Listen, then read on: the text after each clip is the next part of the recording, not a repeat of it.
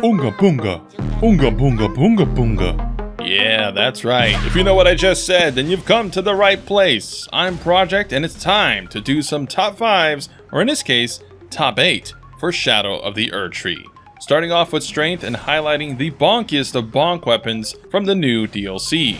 The rules are simple. Every weapon must be optimal with at least 54 strength to be considered a strength weapon. The highest grade also must be strength, so evenly split weapons will not count, and every weapon must be from the DLC. And for an extra roadblock, every weapon must beat Messmer consistently. So that is the only boss I'll spoil today, and depending how many likes this video gets, I might do more top weapon videos. So if you want more, freaking bonk that like button, and let's begin. Woo! Now, being top 8 means that all these weapons are the strongest of this archetype. So regardless of order, if you like a certain weapon, go for it. But anything not in this list means that I felt it has some problems, likely moveset wise, or they're just not as strong as the ones mentioned. Or obviously the scaling is not primarily strength. This is also tuned for PvE, although if a weapon performs well in PvP, I'll mention it. But these are based off the newest patch, 1.12.3, so things could change in the future. So starting off with number 8 is the Great Sword of Damnation. This scales primarily with strength, dealing physical and holy damage. Unfortunately, we got ripped off and it doesn't deal frenzied damage. Dang it, Miyazaki. But its Ash of War Golden Crux serves as both a grab attack, and if you follow it up with another L2, it does a big AoE. It's also got poise once you're in the air, so landing the downward jab is nearly guaranteed, and the follow-up can be slightly delayed if need be. Currently, this is one of the most toxic weapons in PvP, since its grab range is insanely unbalanced, allowing you to nab people really easily. And its AoE does good damage. So excellent in PvP, but its Ash of War is still viable in PvE, as the crouching animation of the grab attack does let some hits miss you, and the AoE is nice for pack clearing. Combine this with a great shield and you got a good offense and defensive setup. To get the most damage from this, you want to go to only 55 strength and then start pumping dex up for more damage. If it wasn't so good in PvP, it might not have made the list, but because it's so good in PvP, it had to make the list. So the 8th spot goes to the Great Sword of Damnation. Number 7, Black Steel Great Hammer is a great new strength weapon added. It's Fizz and Holy weapon yet again, but getting up to A scaling with heavy infusion.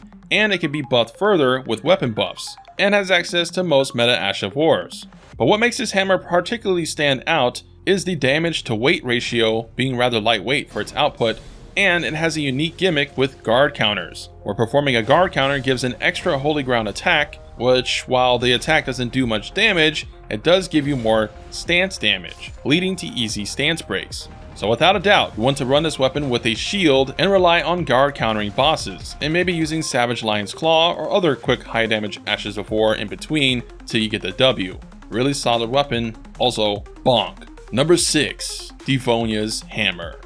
Wait, you mean to tell me that they put Ordovus' Greatsword Ash of War on a freaking hammer that has hyper armor and deals insane stance damage and hits like a truck?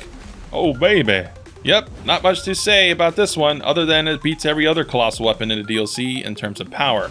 Its Ash of War can be further buffed by Godfrey's Icon, either charged all the way in opportune moments, or simply tapping L2, which will still hit hard. Combine this with the Stone Bar Crack Tier for easy posture breaks. And the AoE is actually really huge, so it's also good for pack clearing. Definitely better than the Iron Forge Hammer by quite a bit, and for this, you're going to want to pump strength all the way up to yield the most damage, despite having C in Faith. One last extra feature is the Ash of War can be further buffed from the Crucible set, despite the set only stating it buffs incantations, so pretty neat gimmick. It'll offer more damage than even the Rock Sasha set. Bonk. Number 5, Beast Claws. Unfortunately, Fist will not make it in the video due to, in my opinion, being outclassed by Beast Claws. Beast Claws deal basically the same stance damage, but come with bleed, are faster and more unpredictable, and come with really strong unique Ashes of War. They also get A in strength with heavy infusion for the highest scaling, and while the red Beast Claws do have a strong Ash of War against targets that don't move much, problem is, in a DLC, every freaking boss moves too much, so Beast Claws are just better. Savage Claws Ash of War, the default skill, tears humans apart, stun locking them to death, but later you also get access to Raging Claws, which give you some iframes and are very agile and spammable. And unlike fists, they can be buffed. So slap on Bloodflame Blade and you'll shred a lot of the content in the game with these puppies. Number 4 goes to the Carrion Thrusting Shield.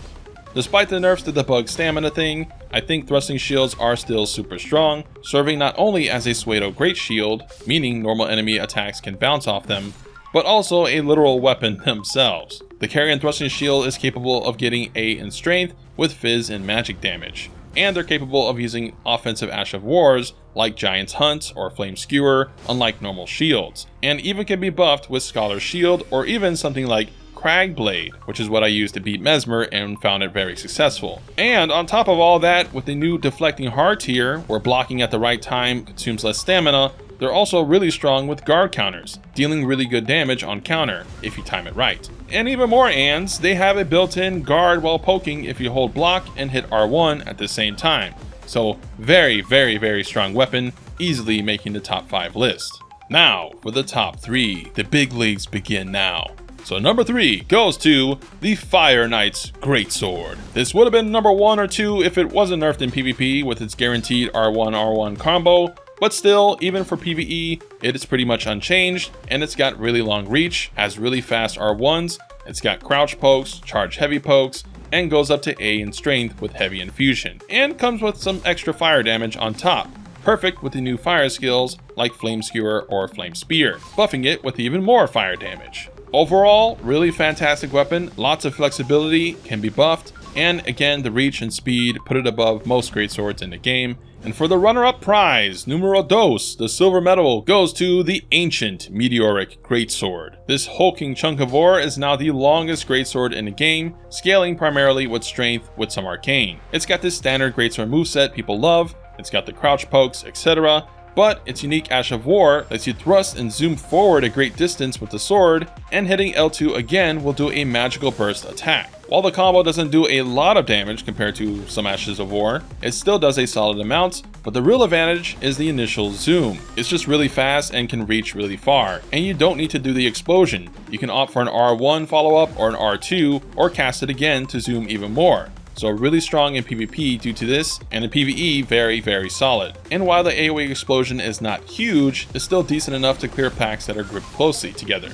So yeah, great new sword, it looks really freaking cool. And again, the top 3 are all really close together, but I think this is a little bit better than Fire Knights for PvE and PvP. And now it is time, drum roll, for the number 1 spot, which you won't expect. The number 1 best, primarily strength weapon in the DLC goes to Freya's Curved Greatsword.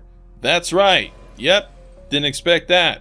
Out of all the weapons, this one stood out the most to me due to its special effect, buffing all red main skills by 10% in damage. 10% with the Shadow of Erdtree blessing is huge. So much so that aside from Giant's Crusher, this curved greatsword may deal the most damage for Savage Lion's Claw or other red main skills, while only weighing 14 pounds, with faster attacking movesets than the colossal weapons. So if you're a person that just spams Lion's Claw over and over, then you definitely want to use this. Even compared to the normal greatsword, Freya's Savage Lion's Claw dealt more damage. And it also has access to the purple Spin to Win, which when combined with Melania's Rune is really strong, as I showed in my Undead Samurai build. Now I don't know if Spin to Win counts as a red main skill, but it does more damage than a Sword Lance despite that having higher AR. So I assume it does count. So due to having that little extra advantage, it's going to outdamage most things in this list. The damage is insane.